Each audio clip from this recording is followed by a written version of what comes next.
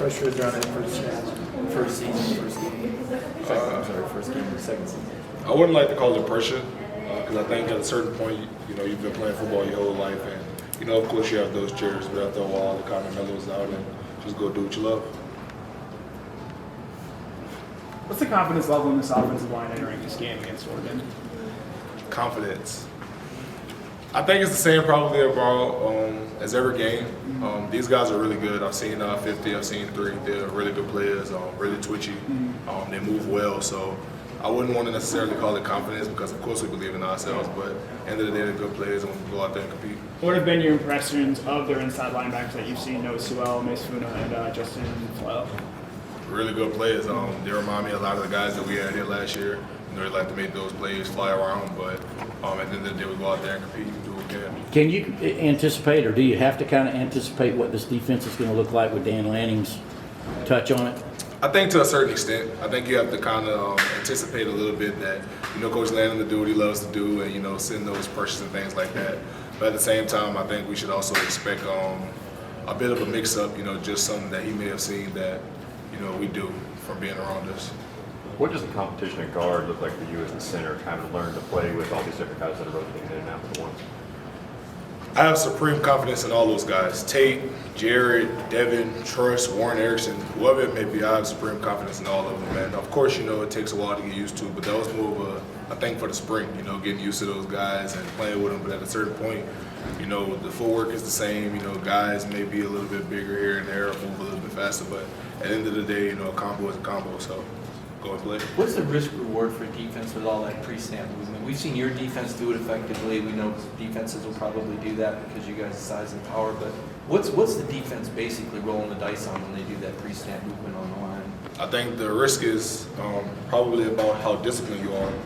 I think it doesn't work if you're with a defense that's not as disciplined. But last year we had a team that was very disciplined, and I think Oregon would be very disciplined. So I think that the risk would be a lot less because it's a lot more reward when people can hold their water, not jump off sides, know their assignment, move around. So I think it's a lot more risk on that side. And how are you guys able to flip the switch? I would imagine it changes blocking assignments at times when they move, right? Yeah, but that also comes from just knowing, because I think the pleasure and the advantage that we have is that we've gone against it a lot. So a lot of times you have all of those reps built up over the years of going through the mint defense, the 4-down, over G, under G, whatever it may be. And on the flip, it's a quick call and you go with it. And sometimes you just have to live with it. I'm sure you've gone against Jaylen Carter countless times in practice. What's, if there is, different about him this year compared to last year? I would say it's focus. I think everyone knows Jaylen Carter is a lot more quiet and he likes to stay to himself and, kind of be around the guys. Well, I think one thing he's done this year is really push the guys around him, tying Rim Dawkins, helping out the guys like Naj, those type of guys, the Mike Hales, whoever it may be, and just really pushing those guys. That's the biggest step I've seen him take is just being more of a leader. How has going against him in practice made you better? It's a great question. I think every day, honestly, since spring, it's been like a war out there, just going at it. And, of course, sometimes tempers flare, but it's great to go against a guy like that because at the end of the day, you're going against one of the best guys in the country. So do people know about Jaylen and Ringo and Nolan? What about the rest of the defense that you guys see in practice? Who's kind of jumped out this month that maybe has taken a step? I'm excited about a lot of the younger guys, Michael. I know Pop isn't, Javon Dumas Johnson, excuse me. I know he's not a younger guy per se, but I know he hasn't played much, and I'm really excited about him because the steps and the growth that he's taken is amazing. I think he's really done a good job of having our defense, aligned and everybody knowing their assignments and taking control of that head on. I'm really excited about him. I'm really excited about Kamari Straps, I call him Lockdown, so that's my guy. But I'm excited about all those guys and just want to see him succeed. Coaches have talked about Michael as one of those guys who would do extra or would be on the field after you guys are done. You've been here a little bit while now. Does he remind you of any of your former teammates? That's a really good question. But because he's so young, I don't think I want to put him in that box yet. I don't think I want to put him in a box and compare him to anyone. I want him to just be comfortable and fill out and be Michael. So I'll hold off on it for right now. How comfortable is he here right now? I think he's really comfortable, and I think that comes from playing around older players.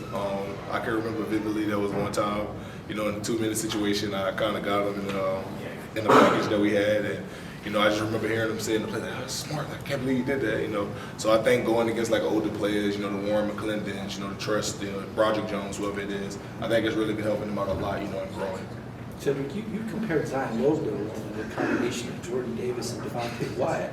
Are you a little harder on the D lineman than you are the secondary guys as far as expectations? Or I wouldn't say I'm harder on them, but also let me say I wasn't saying that he's like an exact copy. What I was saying was that he has a bit of power and he also has that twitch. That was just what it was. has he come on? How much has his load picked up from the fall from what you saw on the screen? I think the biggest place where he's grown is probably leadership. If I had to say, I think he's probably the biggest leader and the best leader that we have in the D-line group. So I think for me, that's probably the biggest thing is just he has pushed the guys around him from summer conditioning to the stadium runs, whatever it may have been. That guy was always in the front with me, helping lead guys and, pushing. So that's somebody I see as one of the premier leaders of this team and somebody I respect. Cedrick, we talk about the importance of all 5 offensive linemen being on the same page, kind of understanding what each other's going to do. What kind of progress have you seen, even since the summer, to get ready for the season, as far as you 5 linemen working together? That's a good question. I think the biggest thing has been that we tried to spend a lot of time outside of football to try and build that connection. That's one of our core pillars of this team is connection. So spent a lot of time on the weekends working out, whether that's going out to eat or, coming in on Sundays, getting the extra lift and things like that. Playing the game together, whatever it may be, but just trying to make sure whenever we're not dealing with school or directly with practice that we're spending as much time with each other as possible. What differences or changes have you seen in Stetson, if at all, as QB1 this? I would probably say his communication level. I think that's one of the biggest things. Stetson and I communicate a lot, throughout practice, different things we may see from the defense. He's always, calling and texting me about coming watch film together so we see things on the same way. So I would say his communication has been stellar and something that he's improved in a lot. Even though you guys have never faced Oregon, do you feel like coaches and players maybe do feel more familiar with the team just given the fact, I know you talked about Dan Lanning, but Bo Nix as well? For sure. There's a lot of similarities that a lot of people don't see. I know Coach B-Mac was there, so I know there's some familiarity there, excuse me. So, we're excited. Honestly, it's a thing where, we feel a lot more connected to those guys and, we're taking it like, a really competitive game. I know a lot of people may want us to slack off. These guys are good, man. We want to go in there, we want to compete, so we're going to take it for what it is. It's every game, and that's how we take it. Is it fair to compare it to the Clemson prep and intensity? Would you say that this game's on par with that? I'm not sure. It's definitely 2 different feelings, from last year and this year. As far as the opponents, just for the simple fact of it's a new team, as far as us, we're 2 different teams. I think last year we were very senior led and we were an older team. I think this year, we're going to have to rely on some younger guys. So it's a little bit different feeling, just not from the opponent's sense, but from our sense. So with all the older guys coming back that were on that championship team, do you feel any sort of difference in the way you guys are preparing, knowing what you did last year? Nah, Coach Smart wouldn't allow that. Season? Coach Smart wouldn't allow us to prepare any differently. But what I can say is that it definitely allows for more of an opportunity for guys to step up and lead. In practice, things get tough. It's 90-something degrees, and you're hitting each other. You've been hitting each other for a month now, and you get tired of it. You want to go hit somebody else, and I think it just allows for other guys to step up and lead. Those older guys that have been here for so long. It allows for those guys to lead as we were last year. It was already set in stone. Those guys as a collective group were the leaders, and that's just what it was. And I think this year it allows for more opportunity for other guys to step up. Cedrick, we heard a lot about Kenny going through fall camp. What sort of stood out to you about what he was able to do to get ready for the season? How explosive he is. It's amazing how if you give that guy an inch, just one hole, he can take it 70 yards. And that's something that we learned, through our team run periods, scrimmages, whatever it may have been, that if you give that guy a room, he can definitely make something happen. So that's probably what I'll say on that. What does that mean to you as a lineman to know he's got that capability?